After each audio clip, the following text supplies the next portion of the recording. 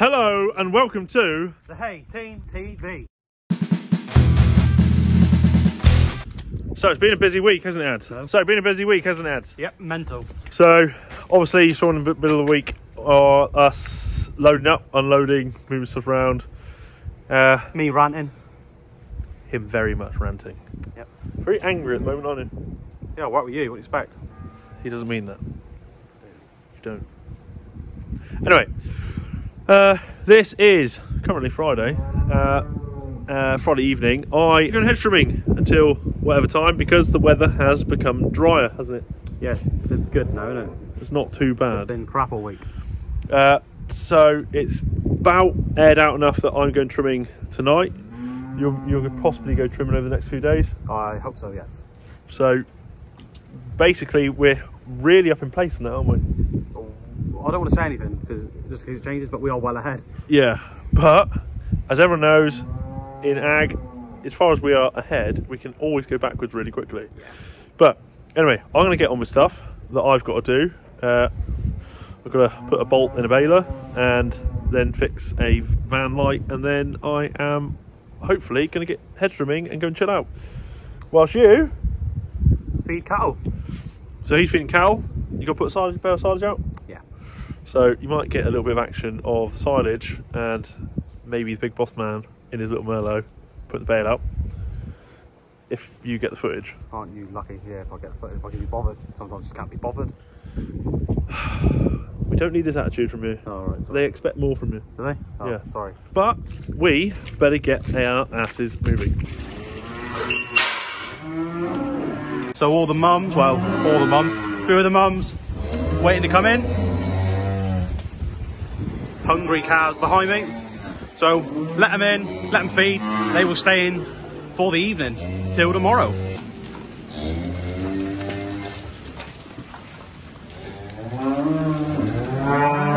Right, as I explained, they're going to stay until tomorrow morning now, and is give the cows a bale of silage.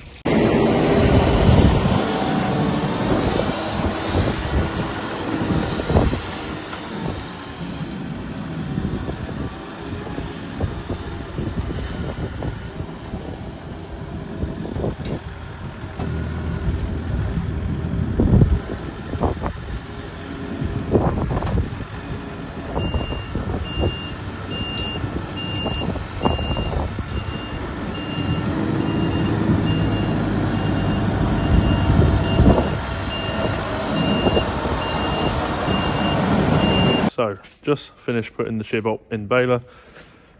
I thought we'd have a little bit of a shed update. So shed is looking good. This is kind of what we call prepping for Christmas rush. So there are 5 lines in here. 3 are double stacked, which are them up there. And then down this end we have unwrapped. Voila. And then we've got a little bit of a hole back here where we've got some extra stuff. So when we're going on a line of forage or whatever we're baling, we have a little bay here for excess, which as the lines get cleared, then we'll go top them up. So the lines kind of look like they stay full a little bit longer.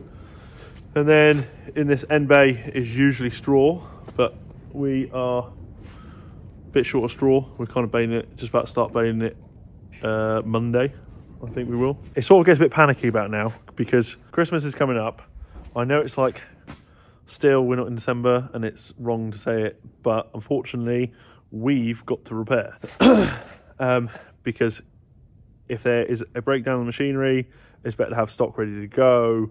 So like for 2 months prior to December, we are on what we call Christmas rush and just baling and baling and baling and baling and baling, making sure that there is stock ready to go at all times, which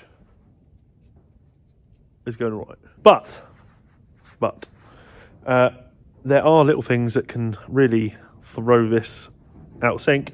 Is if suddenly there's and the only way I can really describe it is a fashion trend of a single product that everyone goes nuts for all in one go, which you build up quantities of what you think everyone wants, and then everyone wants usually the one that you've made the least of, which that is really annoying, like really annoying, but is what it is. Like, only do the best we can. But here is the straw that we just got come in, which isn't too bad. It's not like golden yellow, but it's got a nice yellow colour to it. Soft. It's barley, and like some of you that asked before, no, we don't grow any corn. All straw is brought in. So yeah, like we're just too wet down here really for corn. We've got very heavy soils, so like a lot of clay, so we tend to stick with buying this in and grow what we're good at, which is growing grass. Anyway, there's a little update of what we've been up to, other than all the other little jobs we do outside that. But now, next job, I'm gonna go to hatchery and we'll have a chat again then. So finally, I am getting some hatchery.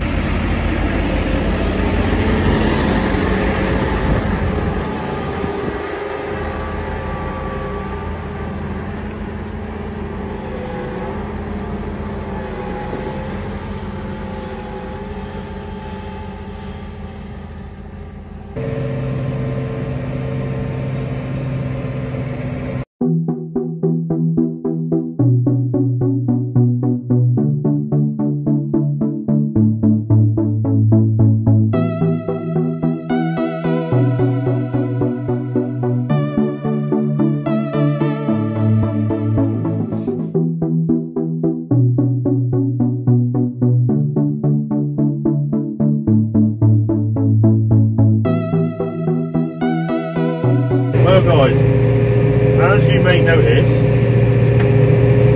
in the trimming video so far, we here have made an executive decision. Basically, with the sheer size of this flail head, it pretty much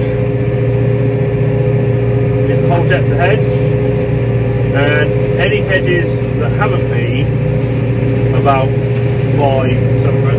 There's a bit of a secret with this flail head, and I can't see me properly, but hopefully you can see the head just over there. There's a bit of a secret with this flail head, that it's supposed to be 5 foot. Well, it's not. It's basically 6 foot total, and we think we've measured, Az and I have measured, and we'll do it on camera. Now, either McConnell have accidentally sent us an extra wide flail head from the factory, but this flail is about 5'6". Now, being 5'6", it's kind of perfect for our hedges down here, that if we leave a few inches at the bottom, we pretty much can do a cut. It's pretty much doing the fields in 2 cuts, so we found we're saving ourselves a whole journey around the field, so we're getting an extra like 3 or 4 fields done each time we go out, which is amazing. And also we're not having so much compaction on the outside lines, because if we still had our 4 foot flail head and had to do 3 bouts around the fields. Now, I don't know what everyone else does, and I said this in the videos when we first started the channel, that we try not to take the same tracks, because else you end up with a real full-on indentation.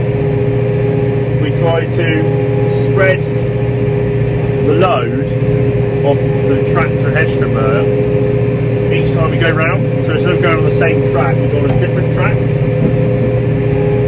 So we're not putting too much, but also having to go round only twice, we're only having to, well, the first time you don't really have to look for it, it's all like you just go around. But, oh, I hate going around trees and telegraph poles. Anyone else hate going around trees and telegraph poles? My man's always got to say, the best place for a tree is in a wood or a forest, not in a hedgerow. But what we've got to deal with.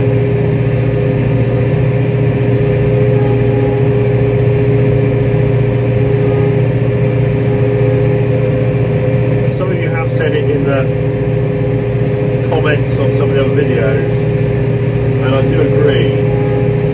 As much as Hedstrom annoys me because it doesn't earn anything unless you're a contractor,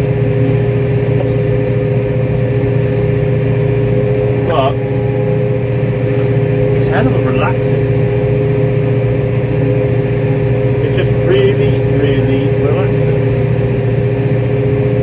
Out here, no one else around. I quite like doing it in the dark as well.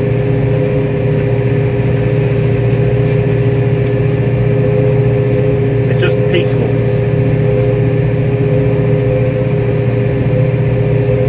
But anyway, you know, the size of this flail head is helping us out massively also on the tops. It's pretty much covering, by the time you go on both sides of some of these Devon banks. As we said in the Hedstrom video before, some of our banks are like, could be 10, 12 foot in the bottom or more. So it's a real godsend.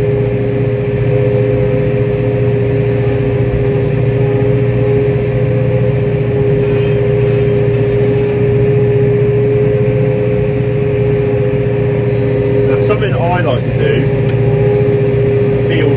depending how the field is I tend to prefer to keep the flail head further away from me. Just, it stops stuff knocking the hell out of the tractor.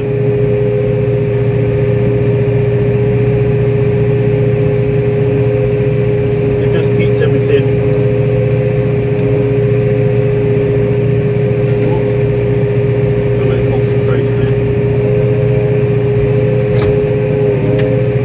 as I was saying,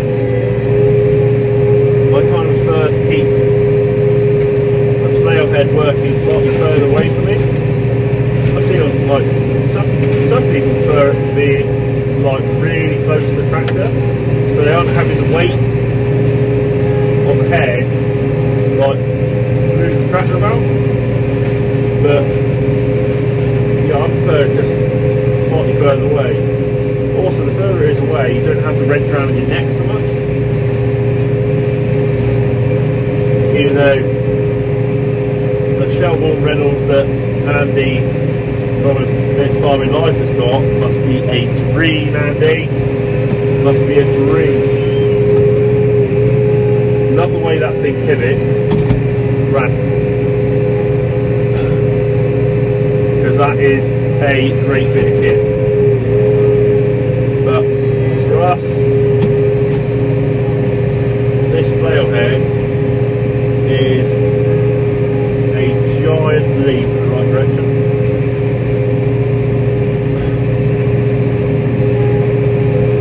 And where does, here's today's question for the comments. Where does everyone's sort of allegiances lie when it comes to Hedstrom? We've been McConnell, we had a Horsey for a while. Not a bad trimmer, to be honest. Not a bad trimmer at all. It was built pretty tough. We had that for quite a few years. But we've had McConnells pretty much on and off most of the time. But Spearhead get thrown around, even though Spearford, Bomford and McConnell, if you didn't know, are all built in the same factory.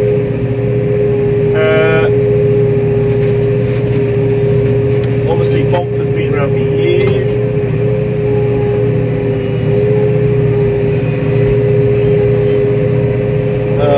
Twones used to have a tiny hedge trimmer. Any of you out there got one of those?